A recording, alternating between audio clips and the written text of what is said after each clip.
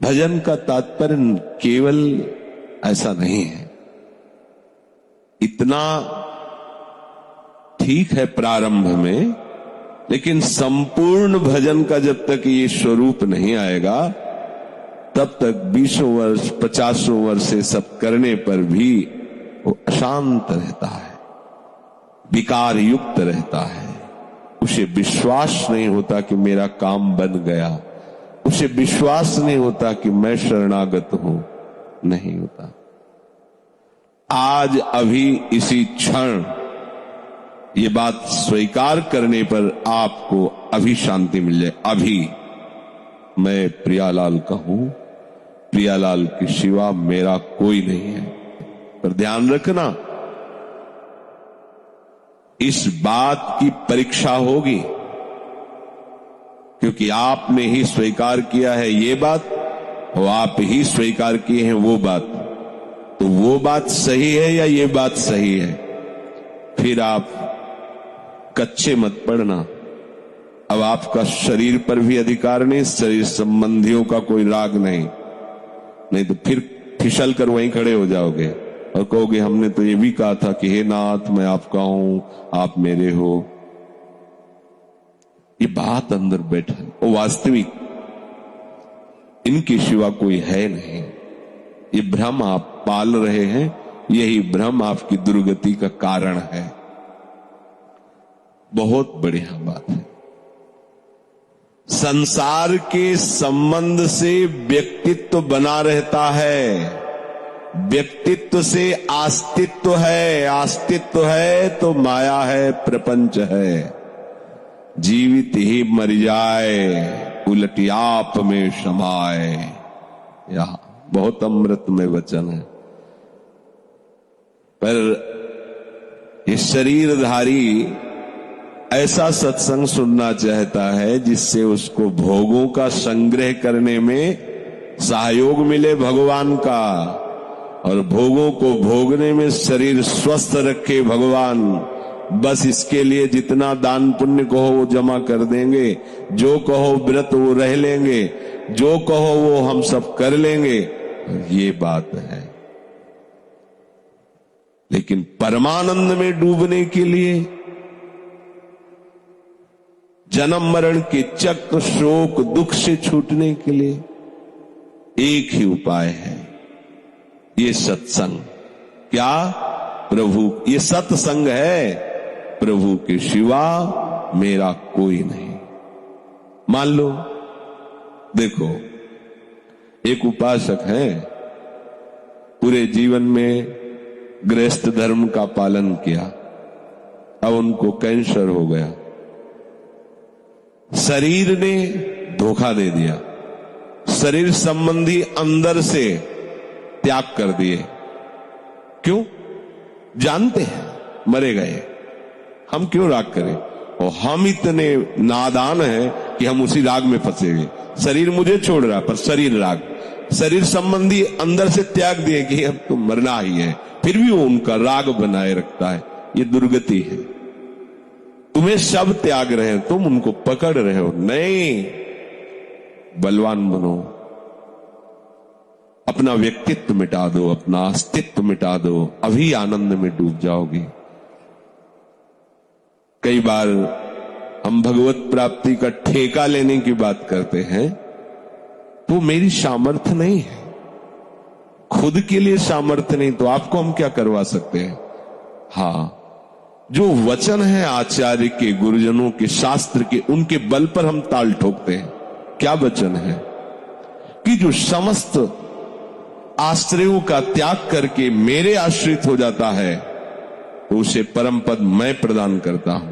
भगवान बोलते हैं, आचार्य बोलते हैं, यही परलोक सकल सुख पावत मेरी सुभैया कृष्ण गुण संच। इन्हीं महापुरुषों के, प्रभु के वचनों के आधार पर हम आपसे बोलते हैं। अपने में जो हिम्मत है वो इनकी है, अपनी नहीं है कुछ। और आपसे सत्य कह रहा हूं, आप केवल राग त्यागिए, पूरी की पूरी परोसी है भाई थाली आ जाएगी। आपको कुछ नहीं करना। ये जो करना है ये बस राग त्याग के लिए। जो तुमने स्वयं पकड़ रखा है उनको छोड़ दीजिए। फिर आप देखिए, लाडली जू के सिवा आपका कोई भी संबंधी न हो, कोई बल न हो, कोई आश्रय न हो, तो आपको निश्चित भगवत प्राप्ति हो जाएगी। हमारी दृष्टि इसी बात पर रहती है कि तुम्हारा राग कहां है।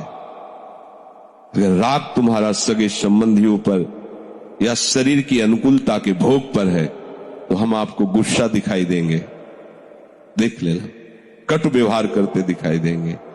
और आप अनाश्रित होकर प्रियाजू के भरोसे पे हो तो हमारा हृदय प्रतिपल आपको आशीर्वाद देगा, प्रतिपल आपको दुलार करेगा। मान लीजिएगा, तो जिनका तुमने आश्रय लिया है आंख खोल कर देख लो। अभी तुम्हारी स्थिति हो जाए कि तुम किसी के काम के नहीं, तो फिर सबका व्यवहार देख लो कैसा होता है तुम्हारे प्रति। हाँ, वो तो जाने ही है भाई, काहे को पैसा खर्चा करोगे, जाना ही है ना इनको तो। वाह, जब तक उसके शरीर में श्वास है तुम्हारा प्रयास होना चाहिए था ना। तुम प्रयासहीन क्यों हो गए? क्योंकि अब तुम्हारे स्वार्थ की पूर्ति का कार्य खत्म हो रहा है उससे, इसलिए आप हो गए। संसार से संबंध बनाए रखने का मतलब है दुर्गति का संबंध। संसार के संबंध का त्यागी ही प्रियालाल का अनुरागी बनता है। प्रियालाल के अनुराग से बढ़कर कोई स्थिति नहीं है। ब्राह्मी स्थिति को प्राप्त महापुरुष भी ललचाते हैं श्यामा श्याम के चरणारविंद के अनुराग को।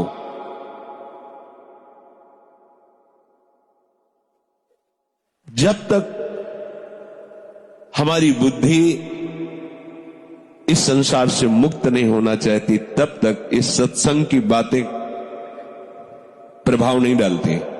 ध्यान रखना, सुन लोगे आप, पर आपके हृदय में इन वचनों का प्रभाव नहीं। शब्दों को बहुत बड़ा प्रभाव होता है। शब्द ही तो होते हैं मंत्र में, क्या नहीं कर सकते। मंत्रवेत्ता ऋषि मुनियों का अद्भुत अद्भुत बल देखा गया। सर्प यज्ञ कर रहे थे, सर्पेष्टि यज्ञ, जन्मेजय जी। कुछ समय व्यतीत हुआ, उन्होंने कहा बड़े बड़े सर्पों की आहुति हो गई, पर जिसके लिए हमने सर्पेष्टि यज्ञ किया, जो अपराधी है, मेरे पिता को जिसने डसा, वो तक्षक तो अभी तक नहीं आया होगा। वो देवराजेंद्र के सिंहासन में लिपटा हुआ है।